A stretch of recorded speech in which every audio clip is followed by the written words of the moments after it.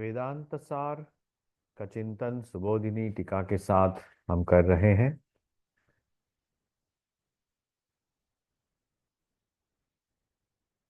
शांति मंत्र का पाठ करेंगे। ओम सहनाववतु सहनौ भुनक्तु सह वीर्यंकरवावहै तेजस्विनावधीतमस्तु मा विद्विषावहै। ओम शांति शांति शांति।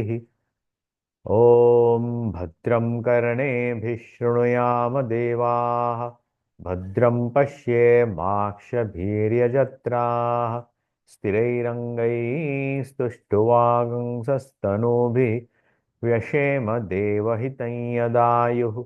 स्वस्ति न इन्द्रो वृद्धश्रवाः स्वस्ति नः पूषा विश्ववेदाः स्वस्ति नस्तार्क्ष्यो अरिष्टनेमिः स्वस्ति नो बृहस्पतिर्दधातु।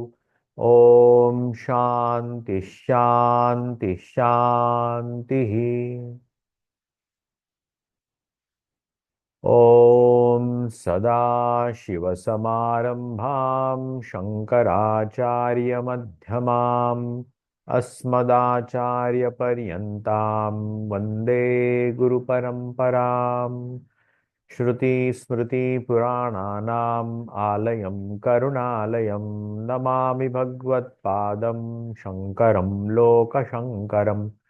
शङ्करं शङ्कराचार्यं केशवं बादरायणं सूत्रभाष्यकृतौ वन्दे भगवन्तौ पुनः पुनः।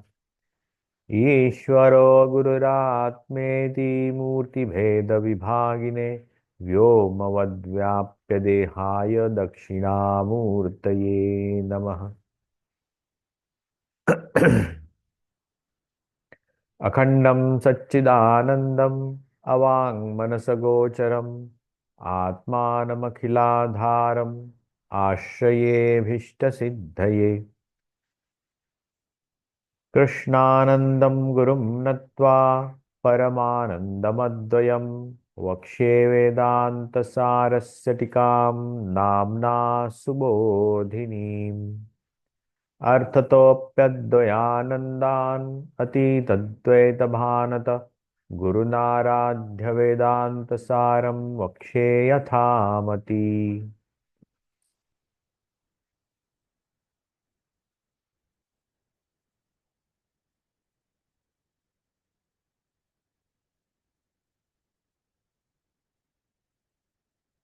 वेदांत सार की चर्चा हम छठवें अध्याय तक कर चुके हैं,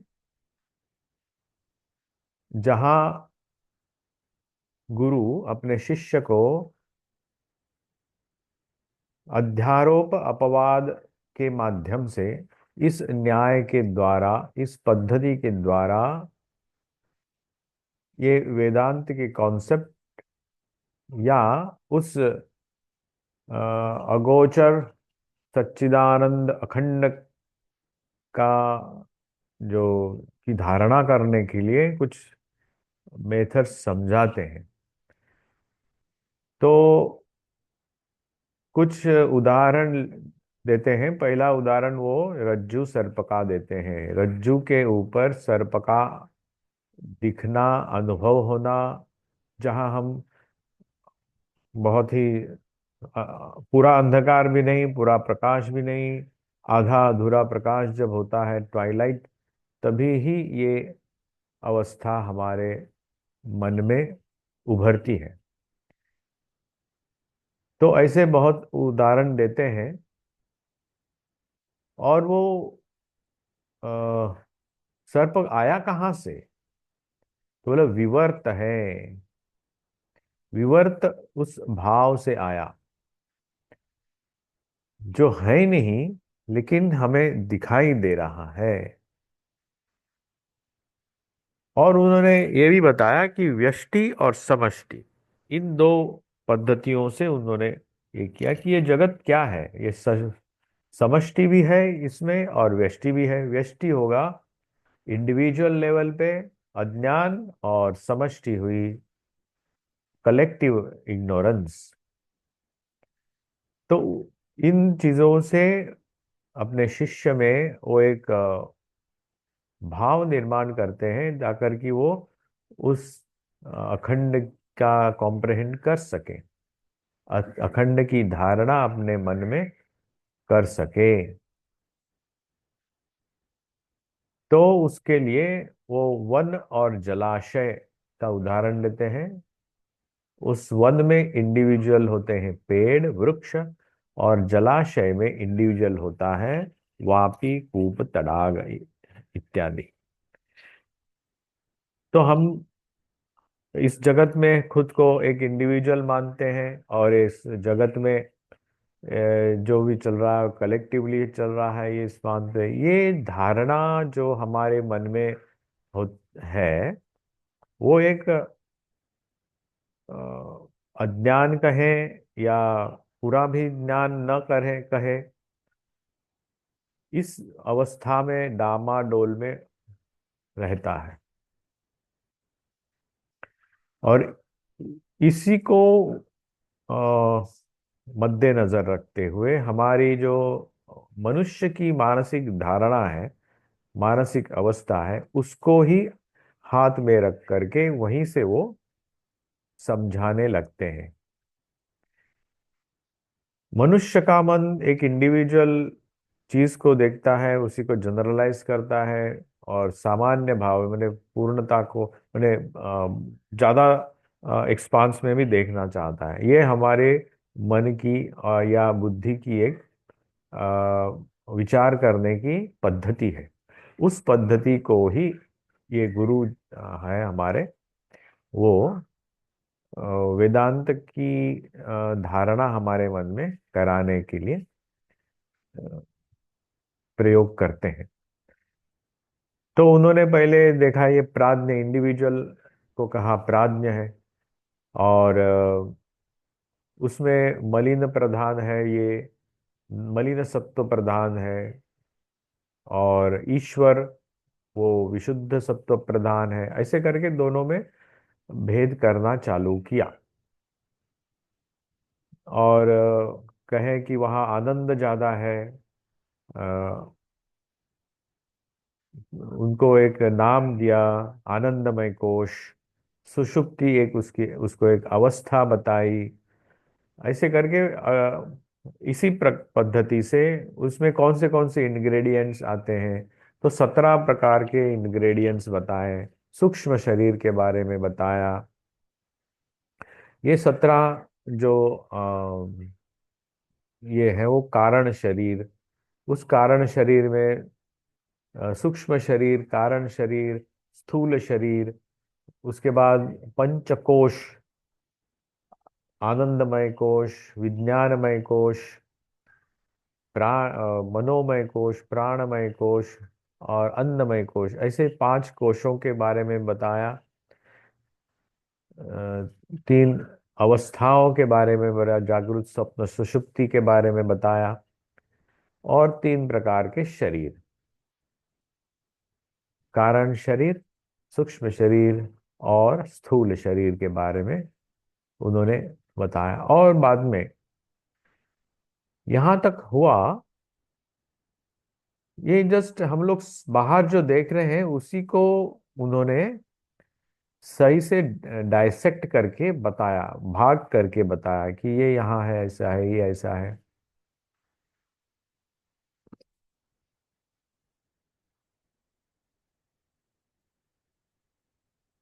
लेकिन अ, आगे जाए कैसे, उस अखंड की धारणा कैसे करें।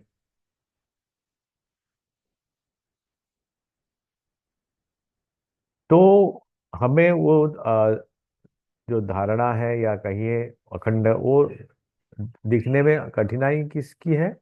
कठिनाई है आवरण की।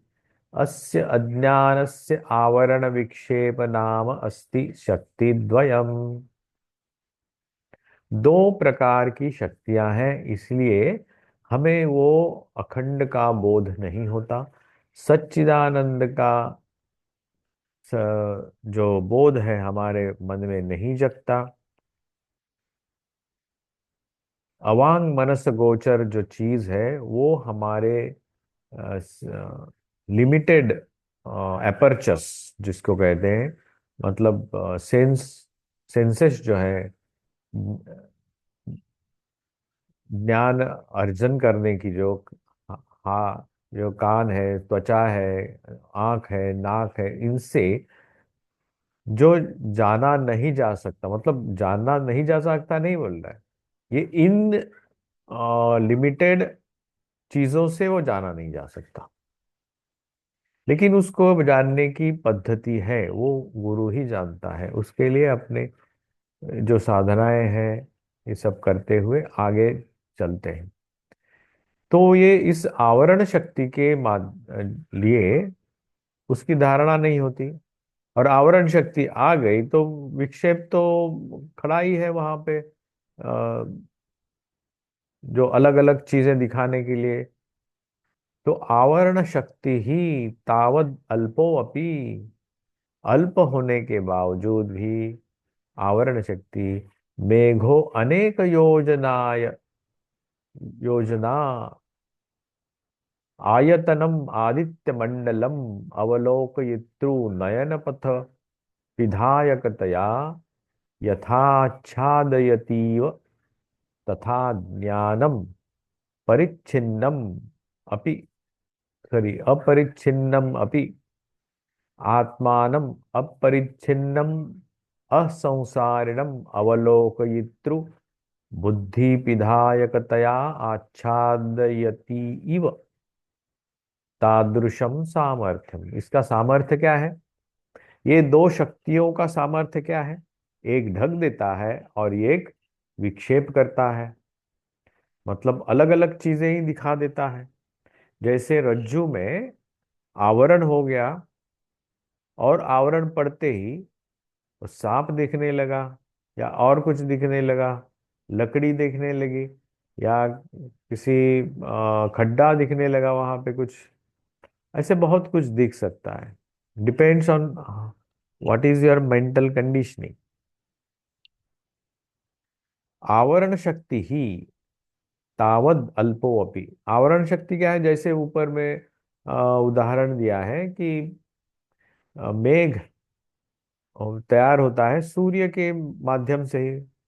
सूर्य तपता है और उस पानी की वाफ होती है, वाफ ऊपर जाती है, मेघ बनता है और उस सूर्य को ही ढक देता है।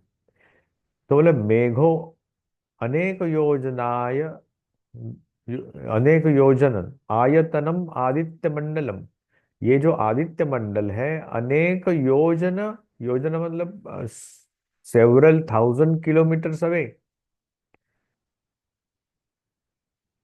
और उसका एक्सपांस भी, सूर्य का एक्सपांस भी बहुत बड़ा है, यहां से तो छोटा दिखाई दे रहा है।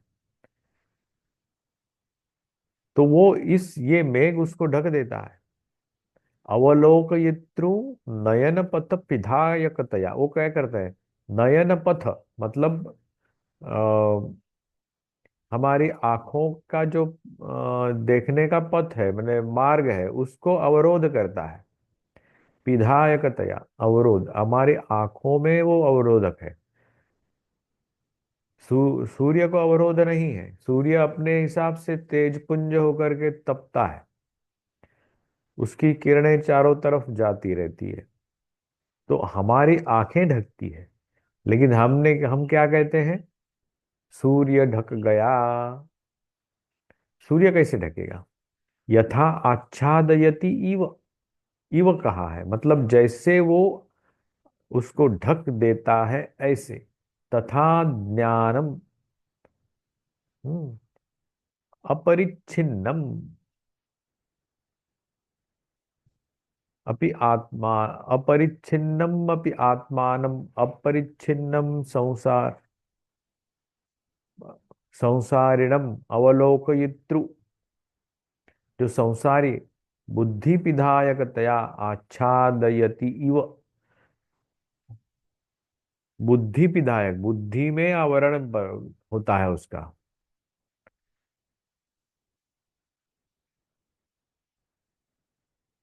और ज्ञान को परिच्छिन्न करता है, और संसारी जो हम है उसको भी परिच्छिन्न मानता है, लिमिटेड करता है। अवलोकयितृ बुद्धि जो है, जो देखने वाली बुद्धि जो है, उसको ऑब्स्ट्रक्ट करता है, विधायकतया आच्छादयति, उसको, उसके ऊपर आवरण, तादृशम सामर्थ्यम, उसका सामर्थ्य वही है।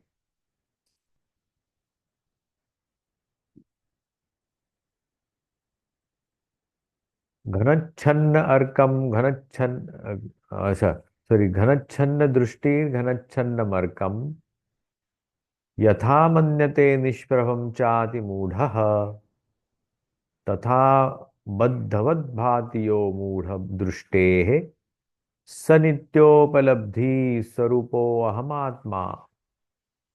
जो नित्य उपलब्ध स्वस्वरूप आत्मा है, अहम आत्मा है, मैंने मैं ही आत्मा हूँ, यही मेरा स्वरूप है, ये नित्य उपलब्ध है। ये कभी आता है जगने के बाद हम आत्मा है ऐसे समझेंगे, सोने के बाद आत्मा नहीं है, आत्मा भी सो गया, या अ, आत्मा का देहांत हो गया, ये ऐसे नहीं होता। वो अहम आत्मा स्वरूप है, ये मेरा ही आत्मा है, ऐसा ही मेरी अ, उपलब्धि है। बद्ध बद्धवत भांति, वो उसे बद्धवत भांति, बद्ध है ऐसे समझते हैं हम अपने आप को। यो मूढ़ दृष्टे, दृष्टि मूढ़ है। मूढ़ मतलब वो ये पांच अलग अलग मन की वृत्तियां हम देखते हैं ना, उसमें एक मूढ़ एक वृत्ति है, जो कुछ समझ में नहीं आता। एकदम गाढ़ निद्रा से जब तुरंत उठते हैं तो समझ में नहीं आता कि दिन है या रात है, कहाँ है हम, किस शहर में कहाँ, हम पता ही नहीं चलता। थोड़ा हल्के आस्ते आस्ते आस्ते तो हमारा हमें पता चलता है हम कहाँ सोए हैं, या सोए हैं या और कुछ है।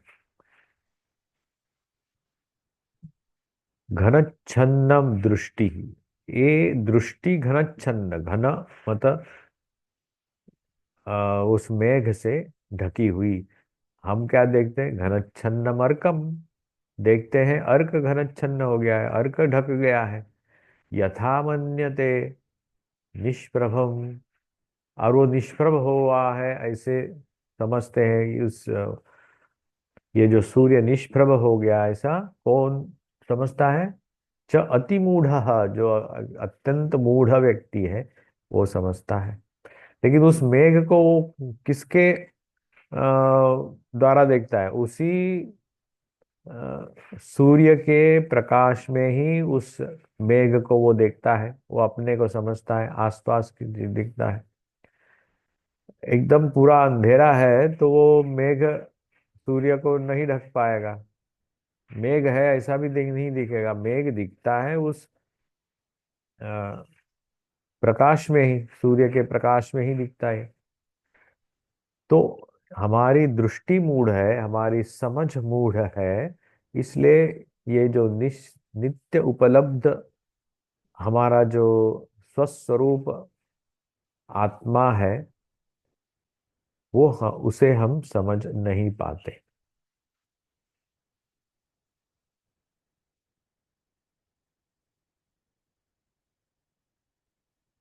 अनया आवरण शक्त्या अवच्छिन्नस्य आत्मनः, आत्मनः अवच्छिन्नस्य, अनया, अनया को, अनया मतलब किससे?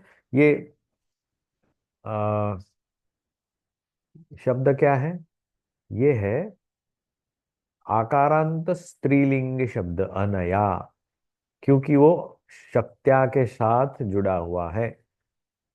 आवरण शक्ति, ये एक स्त्रीलिंग, इकारांत स्त्रीलिंगी शब्द, उसके साथ अनया आया है। अनया आवरण शक्त्या अवच्छिन्नस्य आत्मन, आत्मनस्य अवच्छिन्न, आत्मा का, आत्मा को ढकने वाला, और एनगल्फ करने वाला, एनवलप करने वाला। कर्तृत्व भोक्तृत्व सुख दुख मोहात्मक तुच्छ संसार भावना अपि संभाव्यते। तो ये जब अवच्छिन्न होता है, ढक जाता है आत्मा इस आवरण शक्ति के माध्यम से, तो होता क्या है, वहां क्या क्या बनता है फिर?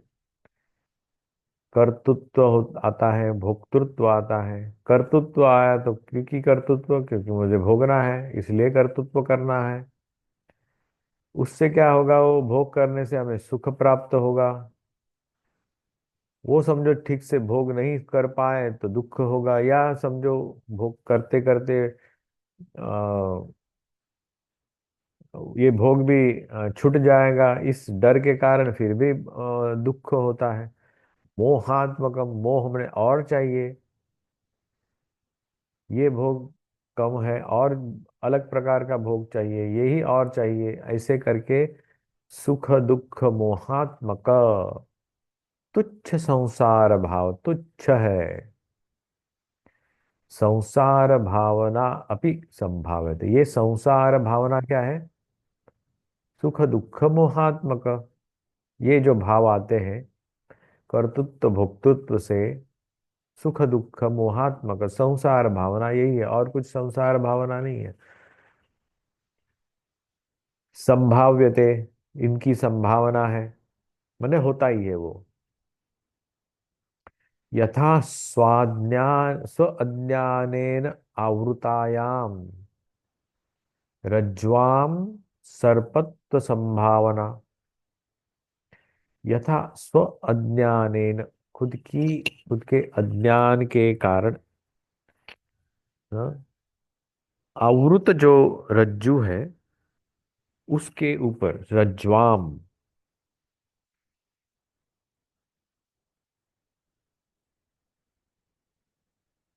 सर्पत्व भाव संभावना जगती है।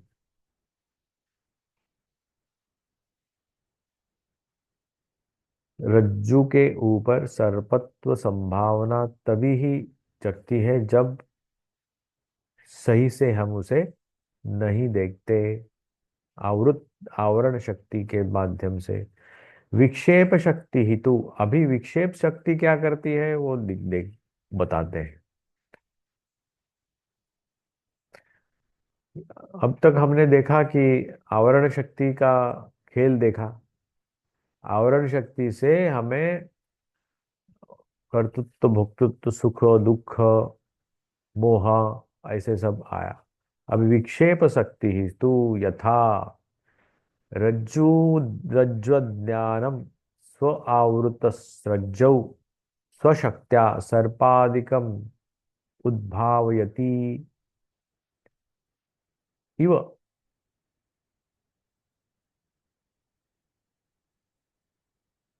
विक्षेप शक्ति ने क्या किया? रज्जु के अज्ञान से स्व आवृत रज्जु, जो रज्जु स्व आवृत है, और वो कैसे आवृत है? आधा अधूरा आवृत है क्या? नहीं, पूरा ही आवृत है, स्टार्ट टू एंड। आधी रज्जु दिखते हैं, आधा सर्प दिखता है, ऐसा है क्या? ऐसा भी नहीं है। आधा अधूरा नहीं है, थोड़ा सा मुंह सिर्फ रज्जु का है, सॉरी सर्प का है, और बाकी पूंछ वगैरह जो है वो रज्जु ही है। ऐसा भी दिखता है कि नहीं? दिखेगा तो पूरा दिखेगा सर्प, या पूरी रज्जु दिखेगी, दोनों में से एक। वैसे ही हम जब देखते हैं, बोला हमें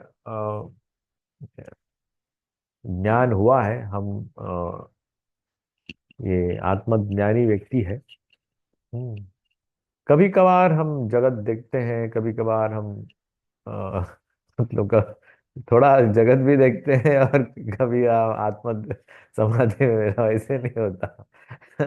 देखे तो सूरा देखेगा, और अ, एक तो जगत देखेंगे, नहीं तो आत्मा देखेंगे, ब्रह्म देखेंगे, आधा अधूरा नहीं होगा।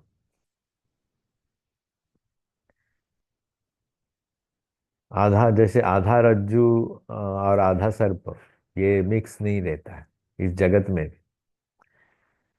अ, मत- तो ज्ञान है तो 100%, नहीं तो 100% अज्ञानी। दोनों में से एक, आधा अधूरा कुछ नहीं। बोले 50% हुआ या 70%, अभी अज्ञान कितना हुआ है, बोले 90% हुआ है, 10% बाकी है। तो रज्जू जैसे मैंने सर्प जैसे सा कांट डालता है ना, थोड़ा थोड़ा बाहर निकलता है, उस हिसाब से वो हमारा ज्ञान नहीं होता।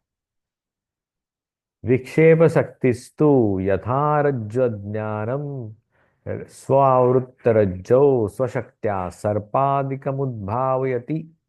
सर्प आदिकम, सर्प आदिक मतलब क्या? सर्प दिखा, बस सर्प चुपचाप बैठेगा क्या वहां पे? नहीं। सर्प दिखने से हमारे मन में डर पैदा हुआ, हम दौड़ने लगेंगे, हम काठी आसपास है क्या देखने लगेंगे, चिल्लाएंगे, लोगों को बताएंगे कि भैया यहाँ सर्प है, सावधान, यहाँ इस तरफ मत आओ। और और कुछ मेरे जैसा हुआ तो गिर ही जाएगा डर के मारे।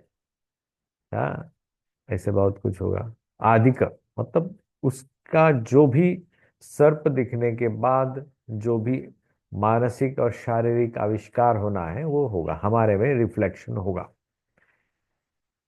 उद्भावयति एवं अज्ञानमपि स्व आवृत्तात्मनि, जो स्व आवृत्त आत्मनि जो है हमारे मन में, हमारे आत्मा में जो आवरण जो है अज्ञान का, विक्षेप शक्त्याकाशादि प्रपंचम उद्भावयति। विक्षेप शक्त्या, विक्षेप शक्ति के माध्यम से आकाश आदि प्रपंच उद्भावयति, हमारे मन में हमें लगता है कि आकाश आदि की उत्पत्ति, प्रपंच मतलब पांचों पंचमहाभूत, उसके सूक्ष्म भूत, बाद में उनका पंचीकरण, वो हमने देखा कुछ समय पहले। ये करते हुए हम जगत की सृष्टि होती है। उद्भावयति तादृशम सामर्थ्य, इसका सामर्थ्य वो है, विक्षेप शक्ति का सामर्थ्य है कि वो इन पंचमहाभूतों की उत्पत्ति करेंगे। विक्षेप शक्ति ही लिंगादि ब्रह्मांडांतम जगत सृजेति। ये किसी श्रुति से लाया हुआ, उपनिषद से लाया हुआ। विक्षेप शक्ति ही लिंगादि ब्रह्मांडातम, लिंगादि ब्रह्मांडांतम मतलब लिंग शरीर, हमारा इंडिविजुअल जो आ, शरीर है, सूक्ष्म शरीर कहें। लिंग मत का अर्थ है सिंबॉलिक। ब्रह्मांडांतम पूरा, जितना भी एक्सपांस हम सोच भी नहीं सकते, इतनी दूर दूर जितना बड़ा, उसे कहते हैं ब्रह्मांड। जगत अंड कहा है क्योंकि जैसे अंडे से नई नई सृष्टि भी बनती है, ब्लैक होल से नई नई सृष्टि बनती है, और ब्लैक में फिर से सब उसमें मर्ज हो जाता है। ब्रह्मांडांतम जगत सृजति, ये जगत का सृजन होता है, क्रिएशन नहीं, सृजन। सृजन का मतलब क्रिएशन नहीं, मतलब हम जैसे क्रिएट करते हैं ना, स्वेटर बुना जाता है या और कुछ मटेरियल, मटका किया जाता है या कुछ मैन्युफैक्चरिंग किया जाए, इट्स नॉट सृजेति। प्रकटीकरण, प्रोजेक्शन होता है, प्रोजेक्ट। सृजेति, सृजन करना मतलब प्रोजेक्ट करना। क्रिएशन, इसका मतलब क्रिएशन नहीं है। हम उसको क्रिएशन क्रिएशन बोलते हैं, क्रिएशन स्टेप बाय स्टेप होता है, ये होता है, लेकिन it's just it is a projection, कहीं है और वो हम प्रोजेक्ट करते हैं। सर्प का प्रोजेक्शन हुआ कहाँ? रज्जू के ऊपर। कब हुआ? जब हमें पता नहीं लगा। कैसे हुआ वो भी पता नहीं लगा। थोड़ा थोड़ा हुआ क्या? नहीं, एक साथ हुआ। तो वैसे ही शक्ति द्वयवद अज्ञान उपहित चैतन्यम स्वप्रधानतया निमित्तम। ये निमित्त कारण क्या है? अभी कारण में हम घुस रहे हैं। कैसे कारण? क्योंकि हर चीज किसी कारणवश होती है। कारण क्या है? हम चीज ऐसे हुआ तो कारण क्या हुआ? किस कारण ऐसे हुआ? मैं गिर गया तो किस कारण गया? मेरा पैर कहीं अटक गया, कहीं और कुछ हुआ, खड्डा था, देखा नहीं, गिर गया। हम हर चीज के पीछे कुछ कारण ढूंढते हैं। यहाँ भी कारण ढूंढने लगे हम। ये हमारी एक मानसिक या कहे या कंडीशनिंग है, बौद्धिक कंडीशनिंग है हमारी, जो हर बार हमें कुछ कारण ढूंढने की अ, आदत बनी है। शक्ति द्वयवद उपहित चैतन्यम स्वप्रधानतया निमित्तम स उपाधि प्रधानतया उपादानम च भवति। अब हर चीज में कारण ढूंढते हैं। तो यहाँ देखते हैं दो कारण मिले उनको, एक निमित्त कारण और एक उपादान कारण। निमित्त मतलब कुछ कुछ निमित्त होता है, इसके लिए ऐसा हुआ। उपादान मतलब उसके सहारे वो बनाया जाता है। उपादान मतलब जिसके सहारे वो सब करते हैं। समझो मटका बनाना है, तो मटका बनाने के लिए कुछ साधनों की आवश्यकता होगी। पानी लगेगा, मट्टी लगेगी और चरखा लगेगा, चक्का घुमाने के लिए। बाद में एक व्यक्ति लगेगा, या किसी मशीन में डालने से भी वो उसको अच्छा से कूटना पड़ेगा, मट्टी को अच्छा से मिलाना पड़ेगा। ये सब हुआ उपादान। मट्टी का घड़ा जब बैठे, सोने का घड़ा, ये हुआ सबका उपादान। सोने की घड़ी या सोने की अंगूठी, चांदी का कंगन, वो क्या हुआ? उपादान क्या है उसका? या तो सोना होगा, तो इस, या चांदी होगा, मटके का कुछ होगा, मट्टी या ऐसा कुछ। तो सब प्रधानतया निमित्तम। प्रधान कौन है? मैं खुद। वो खुद जो है वो निमित्त कारण है। घट बनाने वाला कुम्हार वो निमित्त कारण है। उसके मन में आया कि घट बनाया जाए, किसी ने ऑर्डर दिया होगा, या उसको भी घर में पानी रखने के लिए कुछ चीज की आवश्यकता होगी, तो उसने वो घट बनाया, वो निमित्त हुआ। और वो जानता था कैसे वो घट बनाना, ज्ञान था उसके अंदर। और स्व उपाधि प्रधानतया उपादानम च भवति। उपाधि क्या है? उपाधि मतलब उसके ऊपर सुपर इम्पोज्ड एक आरोप। मैं ये जानता हूँ, वो जानता हूँ, ये उपाधि हुई उसका उपादानम वही हुआ। यथ यथा लूता तंतु कार्यम प्रति स्वप्रधानतया निमित्तम स्वशरीर प्रधानतया उपादानम च भवति। यहाँ और एक उदाहरण लेते हैं। लूता, लूता तंतु स्वकार्यम।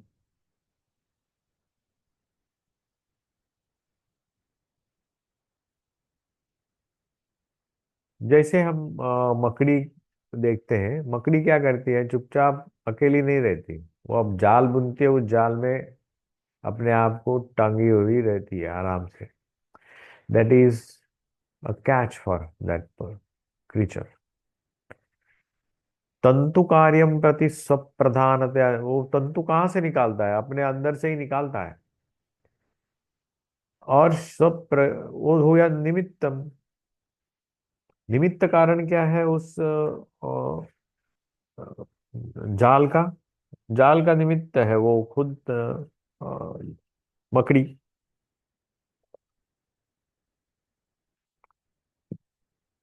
और वो जाल बुनने के लिए कौन से दुकान से वो डोरी खरीद के लाता है? तो बुनने के लिए तो उसको दुकान में जाकर के डोरी खरीदने की जरूरत नहीं, वो अपने अंदर से लाना निकालता है और बाद में उसको एक दूसरों के साथ नेटवर्किंग करके बस वहीं बैठता है। तो यथा लूता तंतुकार्यं प्रति स्वप्रधानतया निमित्तं सशरीर प्रधानतया उपादानं च भवति। तंतुकार्यं प्रति स्वप्रधानता, वो खुद, वो कैसे जाल बुनना है, क्या कितना उसका स्ट्रेंथ कितना होगा, उसको किसको अटकाना है, तो आसपास देखता है वो कौन से कीटक आसपास घूम रहे हैं, इस हिसाब से वो अपने जाल को कितना मजबूत करना है, कितना बड़ा फैलाना है या छोटा रखना है, आसपास के कनेक्टिंग ब्रिजेस क्या है, वो ब्रिज बनाता है दो चीजों से अंदर बीच में। तो ये सब कहाँ से आया? ये सब बुद्धि तो उसको अपनी अपनी बुद्धि से ही निकालता है। उसको कौन से इस कॉलेज में गया, कौन से आईआईटी से पास किया वो, तो दैट इज स्वप्रधानतया निमित्तम। हमें आईआईटी की परीक्षा पास करनी होती है, बहुत कुछ करते हैं। पंछी जो है बहुत अच्छे अच्छे घर अपने बनाते हैं, लेकिन आदमी को तो कॉन्ट्रैक्ट देना पड़ता है बाद में। स्वप्रधानतया उपादानम च भवति। हर प्राणी अपना घर बनाता है, वो जानता है। भगवान ने उसको वो जो सब प्रधानतया जो निमित्तक है ना, वो सब उसमें दिया हुआ है। लेकिन मनुष्य एकमात्र मूर्ख व्यक्ति है, वो अपना घर नहीं बना सकता।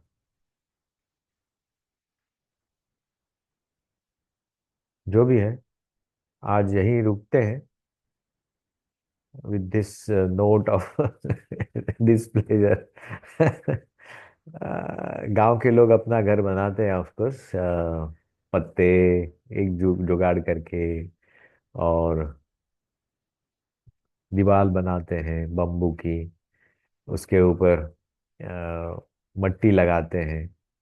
बहुत गर्मियों में ठंडा रहता है, सर्दियों में गर्म रहता है। मैं रहा हूँ ऐसे घरों में, गांव के घरों में, बहुत बढ़िया लगता है। Very nice and very healthy. और हर साल उसको हम बदल सकते हैं, हर 6 महीने में तो उसको बदलना ही पड़ता है। उसके छत बदलना पड़ता है, उसकी दीवार में फिर से मट्टी की लिपाई होती है, सब बहुत कुछ होता है, तो फ्रेश रखता है। और इट इज हेल्दी ऑल्सो। नहीं तो हमारे घर में इतनी मकड़ी के जाल होते हैं, पेंट जो होता है that is poisonous first of all. तो इसलिए ये जो लूता है मकड़ी के लिए, ये सब हम बोल पाए। बहुत बहुत धन्यवाद। आज यहीं रुकते हैं, कल देखते हैं कैसे आगे चला जाए। 11वें अध्याय तक हम रुके। बहुत बहुत धन्यवाद। आज का कार्यक्रम यहीं समाप्त करते हैं।